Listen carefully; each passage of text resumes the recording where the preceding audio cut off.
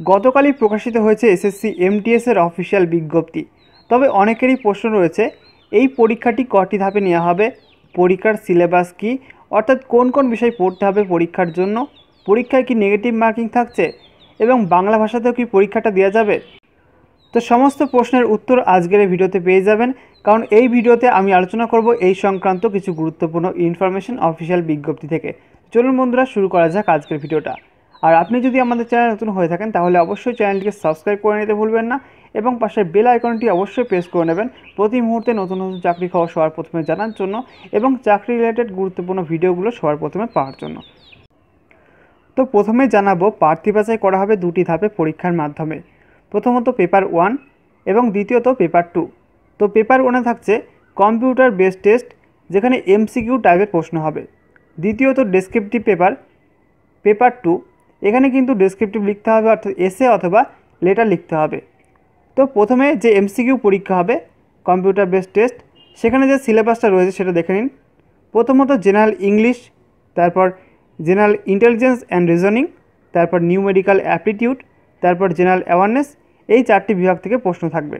প্রত্যেকটি বিভাগ থেকে 25টি করে প্রশ্ন থাকবে এবং প্রত্যেকটি প্রশ্নের মান 1 নাম্বার করে।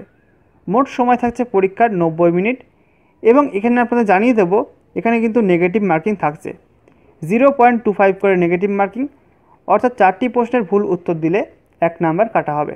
এবং এই এমসিকিউ পরীক্ষা হবে হিন্দি এবং ইংলিশ ল্যাঙ্গুয়েজে, অর্থাৎ বাংলা ভাষায় কিন্তু এই পরীক্ষা দেওয়া যাবে না।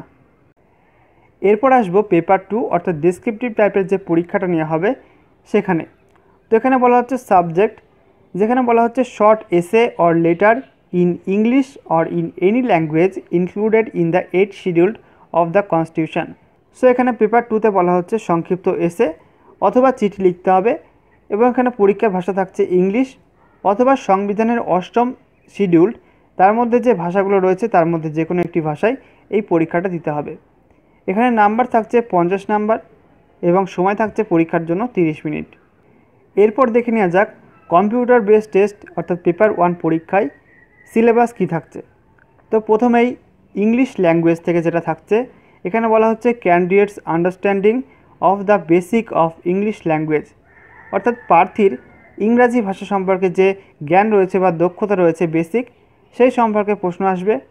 তারপর বলা হচ্ছে ইটস ভোকাবুলারি, অর্থাৎ এর শব্দভাণ্ডার, তারপরে গ্রামার, তারপর বলা হচ্ছে সেন্টেন্স স্ট্রাকচার, এরপর synonyms antonyms and its correct usages, অর্থাৎ সিনোনিম অ্যান্টোনিম এবং এর সঠিক ব্যবহার, এবং তারপর বলা হচ্ছে writing ability would be tested, অর্থাৎ ইংরাজি লেখার ক্ষমতাটাও যাচাই করা হতে পারে।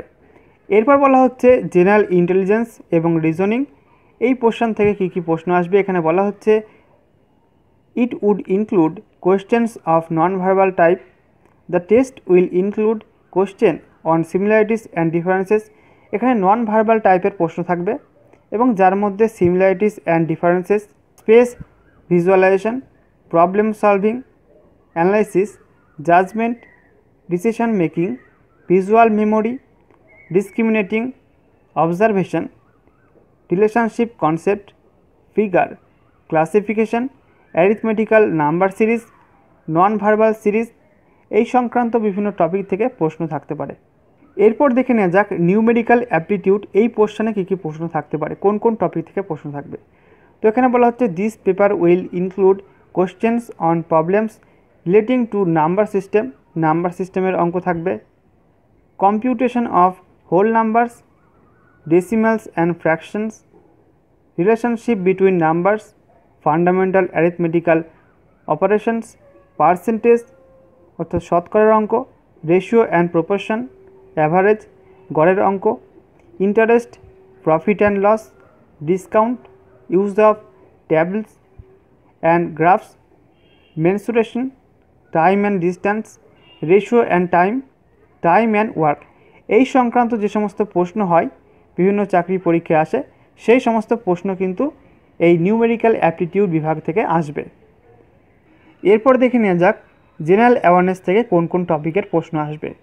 তো এখানে বলা হচ্ছে ইন্ডিয়া এবং এর প্রতিবেশী যে দেশ রয়েছে সেই সমস্ত দেশ থেকে খেলাধুলা বিষয়ক, ইতিহাস বিষয়ক, কালচার বিষয়ক, জিওগ্রাফি অর্থাৎ ভূগোল বিষয়ক, ইকোনমিক প্রশ্নগুলো হয় সেখান থেকে আসতে পারে।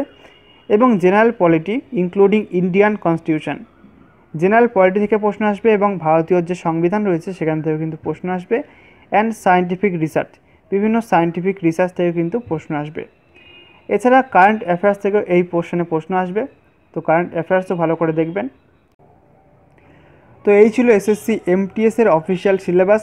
প্রত্যেকটি বিষয় বোঝানোর চেষ্টা করেছি। যদি ভিডিওটা ভালো লেগে থাকে তাহলে অবশ্যই লাইক, কমেন্ট এবং শেয়ার করতে ভুলবেন না, এবং অবশ্যই চ্যানেলটিকে সাবস্ক্রাইব করে পাশে বেল আইকনটি প্রেস করে নেবেন প্রতি মুহূর্তের এই ধরনের ভিডিওগুলো সবার প্রথমে পাওয়ার জন্য।